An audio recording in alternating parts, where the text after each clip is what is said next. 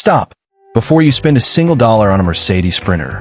Before you fall in love with those Instagram builds. Before you picture yourself cruising down the highway in what looks like a luxury apartment on wheels. There's one mistake almost everyone makes. And it's not about price. It's not about engine choice. It's not even about diesel versus electric. This mistake looks small at first. Harmless. Logical even. But it's the reason most Sprinter owners quietly regret their van within a year. Today, I'm going to save you from that regret before you buy.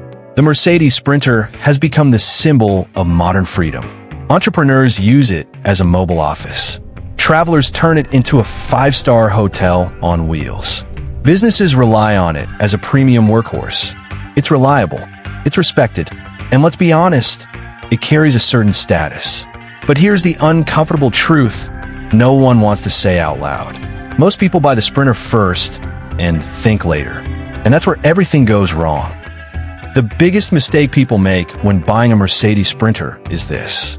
They choose the van based on how they want it to look, not how they will actually use it. That sounds obvious, almost too simple, but stay with me, because this single decision quietly affects everything. Why this mistake is so common. Let's be honest. Nobody dreams about payload capacity. Nobody scrolls Instagram for electrical load charts. What you see online is perfect wood interiors, soft lighting, minimalist kitchens, white walls, and luxury finishes. And your brain does this dangerous thing. I'll build mine like that, but better. Here's the problem. Those beautiful builds are usually overweight, overcomplicated, overpowered in the wrong places, and underprepared where it actually matters. Luxury aesthetics are easy. Functional luxury is rare. Here's something that sounds wrong at first. More luxury often makes a Sprinter worse. Not better, worse. Why? Because luxury adds weight. Weight adds stress.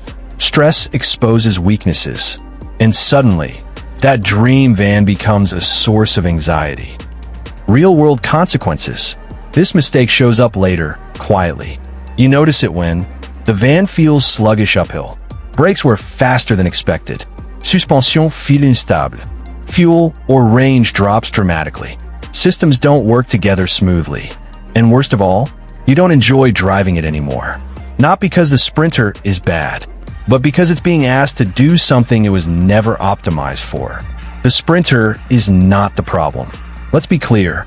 The Mercedes Sprinter is an incredible platform, one of the best vans ever built. But it's not a blank canvas. It's a system, and systems punish poor planning.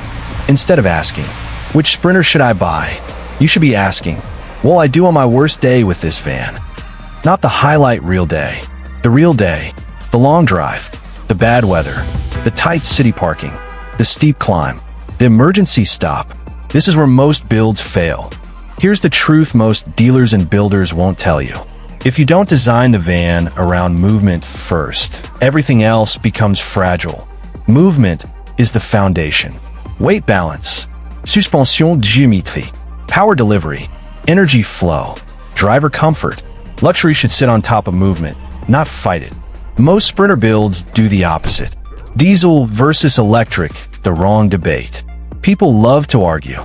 Diesel versus eSprinter. Range versus refueling. Old tech versus new tech. But that's not the real debate. The real difference is this. Diesel Sprinters tolerate mistakes longer. Electric Sprinters expose them immediately.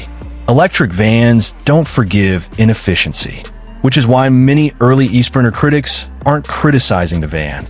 They're revealing bad planning. Why owners don't talk about this? Here's the uncomfortable part. Most Sprinter owners won't admit this mistake publicly because it's expensive, it's emotional, it feels like failure. So instead, they post photos. They avoid long trips. They quietly sell, and the cycle repeats. What smart buyers do differently? Smart buyers reverse the process. They define use cases first, design weight flow second, build systems third, add luxury last, not the other way around. Luxury becomes intentional, not decorative. And suddenly, the Sprinter feels calm again, confident, effortless. Here's a statement that will upset some people. Most Mercedes Sprinter builds are not luxury. They're expensive compromises. If that triggered you good, that reaction means you care about doing it right. The Mercedes Sprinter isn't just a van. It's a responsibility. When built with intention, it's one of the most rewarding vehicles you'll ever own. When built for looks alone, it becomes a rolling regret. So before you buy, before you sign, before you design, stop. Ask the uncomfortable questions first. Your future self will thank you.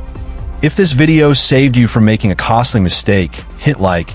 If you've owned a Sprinter, I already know you have an opinion on this, and I want to hear it. And if you're building smarter, not louder, subscribe to Royale. Because luxury isn't about what you add, it's about what you understand.